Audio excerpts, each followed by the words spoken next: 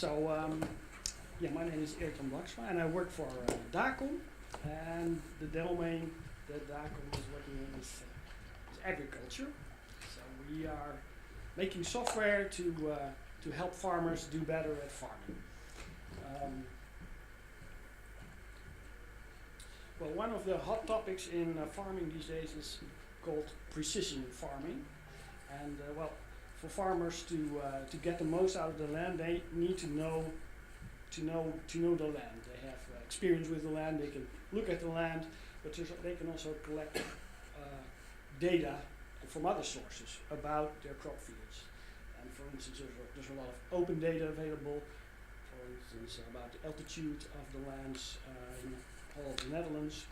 There's also satellite images, and you can hire someone to fly with a drone over your fields and take pictures, or you can hire somebody to drive a scanner over your land and take soil samples, get data from that, and with data I mean things like electrode conductivity at different depths of the field, or organic matter, that kind of data, and from that data you can create a map such as this, which indicates where are fertile spots and not so fertile spots in your crop field.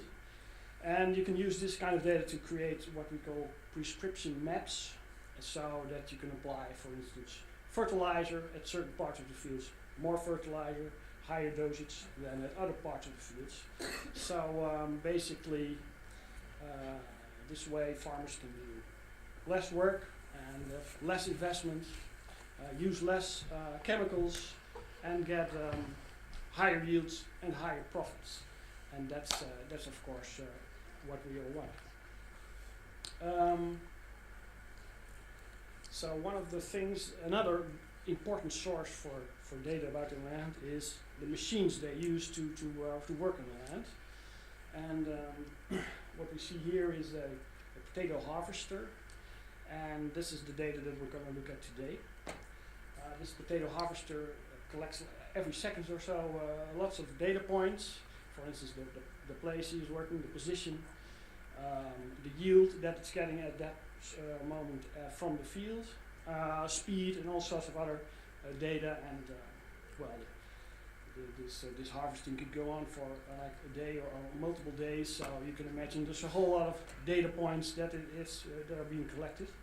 And what we intend to do is to get this data from this potato harvester and use it to recreate what kind of work has been done on the field. So for where did it drive, and what kind of yield did it get from different spots in the field. And this way the farmer can take a look and say what are weak spots in my field, and take action on that. So what I'm going to discuss next is how we are using different libraries to get to a picture, to get from the data, the raw data, to a picture like this. So let's get to interesting stuff. I'm going to shortly tell you something about the libraries that I'm using for this, because Python is a great language, so very powerful. But one of the things that's not so famous for is speed of execution. For instance, if you have a large set of a lot of data, a lot of rows of data, and you want to process that one by one, it can be very slow.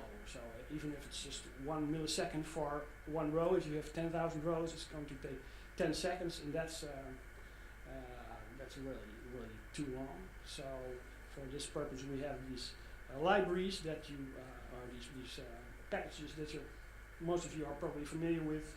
Numpy, which can use, which provides an API to a low-level library to process large arrays of data. Matplotlib, which is a very popular library for making all sorts of graphs, like bar graphs or pie charts and that kind of thing. And pandas is something that's built on top of these libraries to add, and it adds like a lot of convenience methods and functionality to make it even more powerful to use these libraries. And another tool that's invaluable in this kind of work is postgis.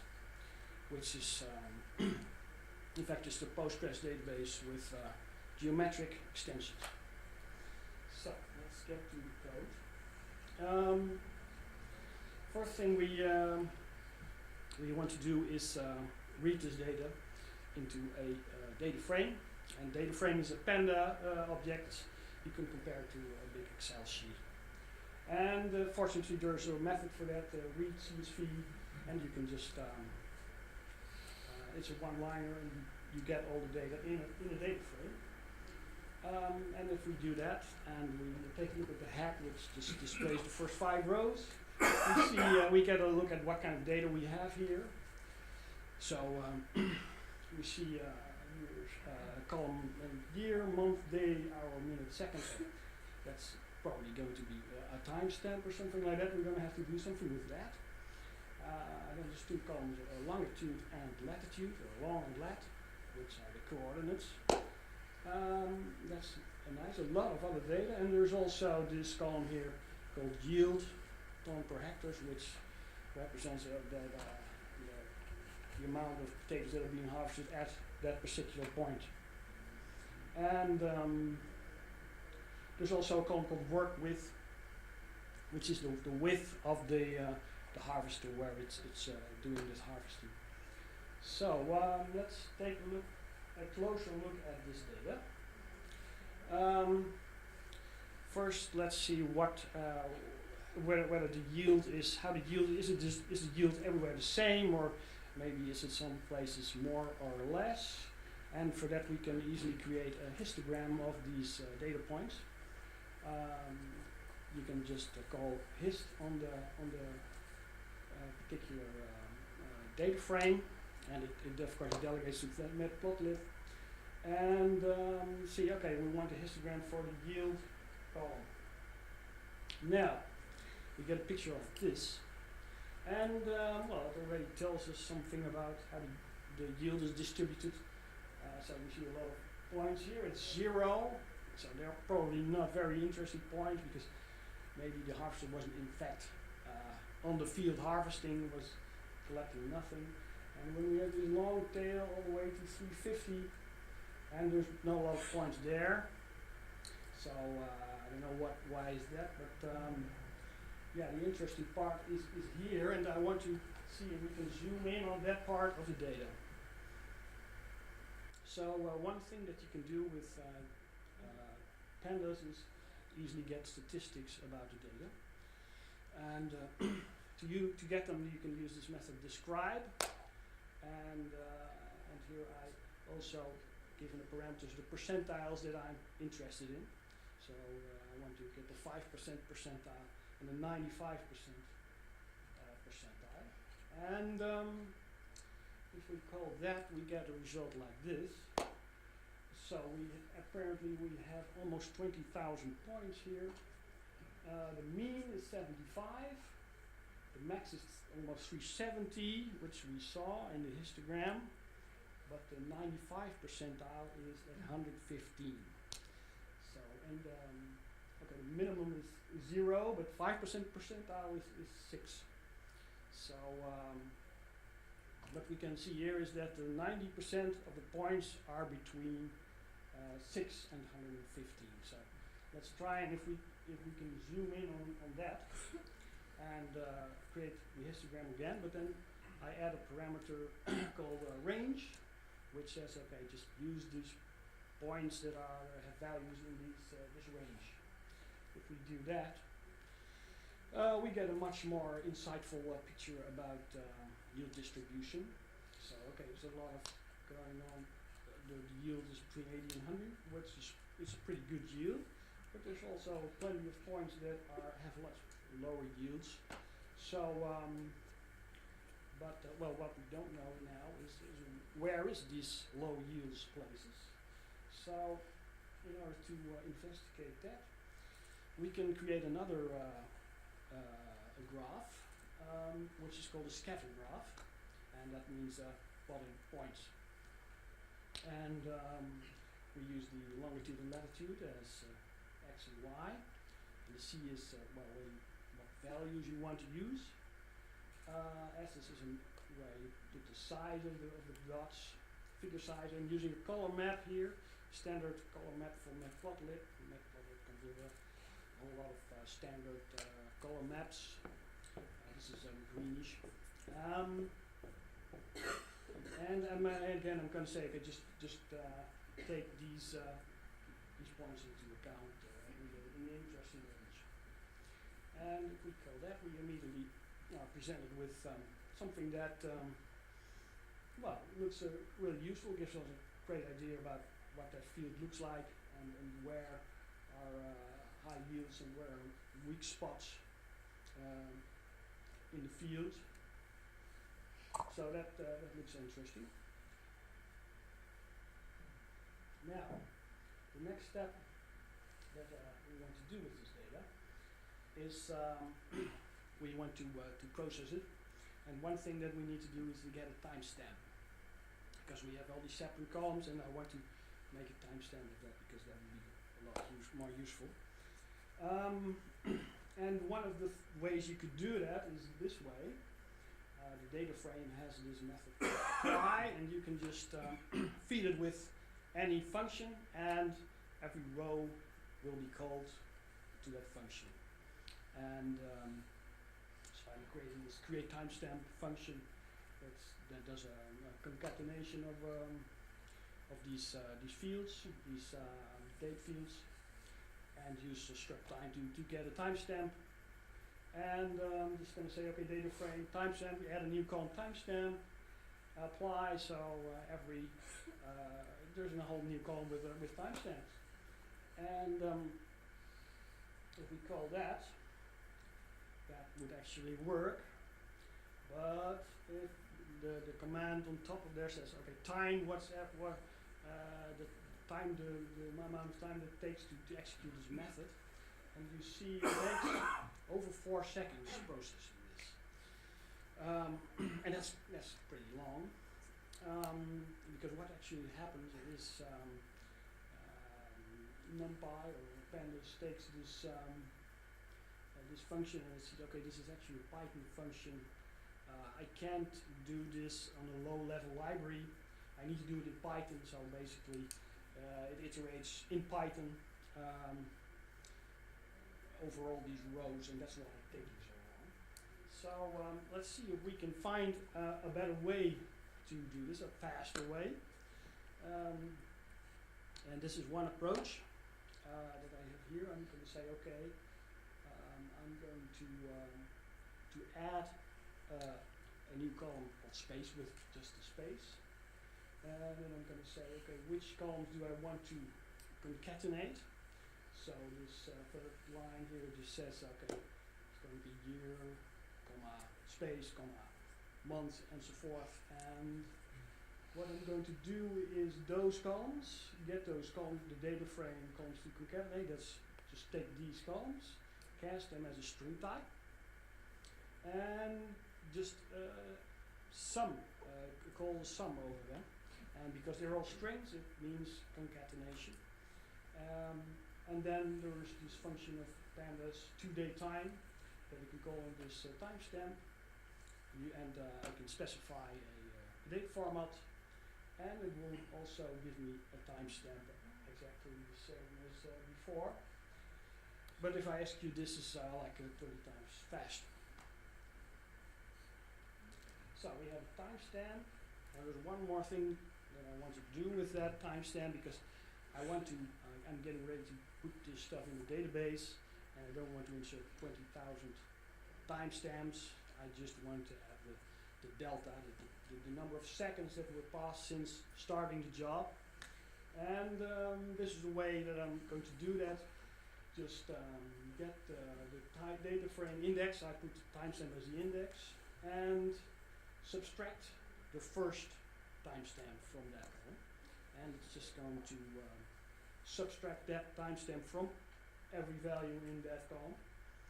And then use this method to total seconds, so I convert that timestamp that's left to just 2 seconds. And if we take a look at what happens next is, okay, so we have this timestamp is well, of course now in the year 0, but I have this delta, and that looks pretty much what I want it to be. So, next is we want to put this stuff in the database. This guy wants to save it. And I created this table just with the delta, the yield, and the point, which is a geometric data type, and working with, and I want to use this data later on to create the image that I showed you on the beginning. Now it's a lot of data, and of course I could iterate through it and create insert statements for each row, but that's tedious and long. So let's try and see if we can do it another way. Just going to empty the database, and then what we're going to do is use like the same kind of approach that we use for the timestamp. Is we create a WKT of the point, which is abbreviation for a well-known text. So it's a textual representation of a point. And if we do that, we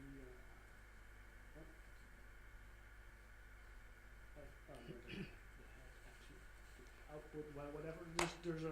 There's now a string column called geometry with the WKT, and another data frame has a method to read from a CSV. It can also write to a CSV, and what we're going to do is write that into memory, into a memory stream, just the raw data, the delta, yield, and the geometry, which is a string, and the database has a point geometry type, so I can't put it directly in there. So I'm going to write it to a stream. And next thing I'm going to do is create a temporary table to hold that data, and use cursor copy from, which is the fastest way of getting data into the database. And once it's in there, I'm going to use another SQL statement, just one SQL statement to copy that data and convert it and put it in the table that I want it to end up in. So to do that, I'm using these standard functions from postgis, which is stgm from text, which takes the WKT and converts it to a point. Force2d is to I just want 2 coordinates, not 3, and commit it, and at that point all the data is in the database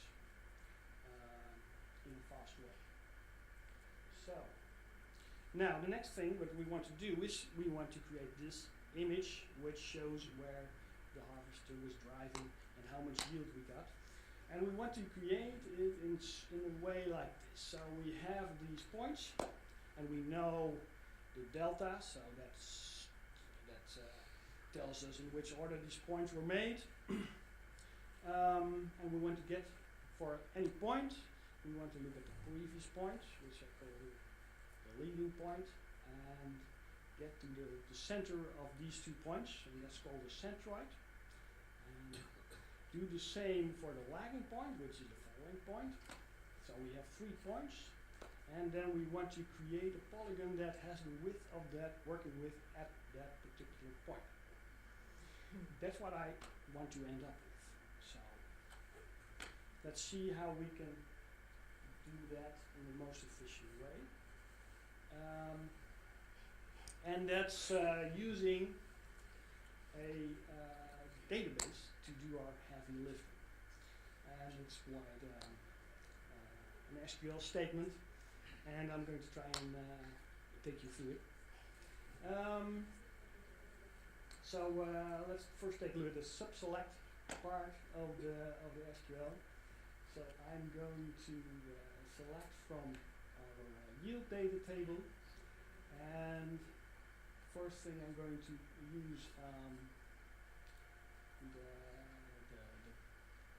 the collect function to take 2 points. So that's the lagging point over the delta in that order. So we're going to use the previous point with respect to the current point in order of the delta, the time delta, and the point itself. Those 2 points, going to use the postgis function stCentroid, which creates a new point, the centroid of those 2 points. And we're going to do the same for the lagging point and the point itself. These 3 points create an array from that, and we're going to use the function from postgis stMakeLine. So then we have the line that we want. So we have a line, so we're going to select the yield and the working with. And another thing that we need to select is the time difference between the lagging and the leading point. So what happens when the harvester works, so sometimes the driver stops to go to the toilet and he switches off, and he drives around the field and starts harvesting at another spot, and we don't want to connect these 2 points. So if there's too much time between those 2 points, we can say, okay, we're going to disregard those connections, those line pieces. And so we're going to do it with the same method, lead and lag, and subtracting from each other we have a time difference, and we're going to use that time difference to put in the workers. Okay, we don't want that time difference to be more than 10 seconds. So with this, subselect goes into the main select, and what we're doing there is, okay, we're going to take this line, this geometry. I'm going to do a transformation to a different projection, because standard projection is in degrees, and we want to have a projection which uses meters for the coordinates, and 28992 is a coordination, is a projection that uses meters for the Netherlands. Going to do that transformation, and then I have this function stBuffer, which is also a postgis function, and it's going to create the polygon we want around this line, buffer it with half the width, so the total will be exactly the working width. And endcap means flat, which means we don't want buffer on the outer side, on the start and the finish of the line. Join bevel means that's some parameter where you can say, okay, how to deal with curves. And then that creates the polygon we want. We also select the yield. Now that SQL statement is going to do our work. We are using here a library which is an extension of pandas, which is called GeoPandas, and that has a method to read from postgis. And GeoPandas is like pandas, but has an extra data type for geometries. So what this will do is execute that statement and convert all the geometries to a geom column in that data frame. Now, all we have to do is call the first thing that I need to do is, because we do all these transformations and stuff with polygons, sometimes you end up with invalid polygons or empty polygons, and I want to get rid of those. So that's what I'm doing in the first line, just saying, okay, just give me the points where the geometry is valid and not empty. And then all we need to do is call this plot function. No line width, use those values that we're interested in. And use, of course, the column, this is the only column there is, to get the right column. And if we execute that, we end up with a picture that you just saw and that we wanted to create. And so that looks a lot like, and from this you can tell, okay, where the harvester dry, which are weak spots, and then the farmer can think of what to do next year to increase yields at these weak spots. So That's Yeah.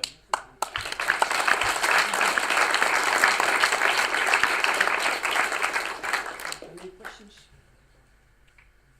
Yes. How do you get involved in this kind of work? Do you come from an agricultural background? No, I don't. No, not at all. But well, I started working with. We have a platform that uses that provides farmers with doing their administration about the work they do in the land. And another thing that's going on right now is that all these tractor manufacturers, they put their tractors online. So when you buy a new tractor now, you can connect it to some web servers from the manufacturer, and we can actually, in that way, also connect to that same service, and we can exchange data with the tractor. So,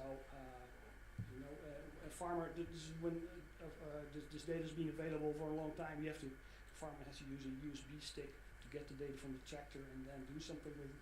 That's just too bothersome. But now that we have these online links, then it makes it a lot more convenient and actually usable for to get this data from the tractors. Again, it's a great source. And and when we pull that data, the farmer wants to recognize what he's actually done in the field, and that's why we create these type of visualizations. Oh, yeah. And do you also use this data to control the spreading of fertilizer, for example?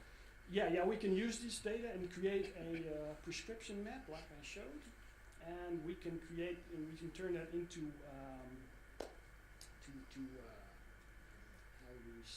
what's it called? It's a task grid, a task for a tractor, and there's different formats. You can create a shapefile. It can also be isobus, which is like a grid, and we can and so we make software to get these maps, and then the user can specify what dosage to use at what spot.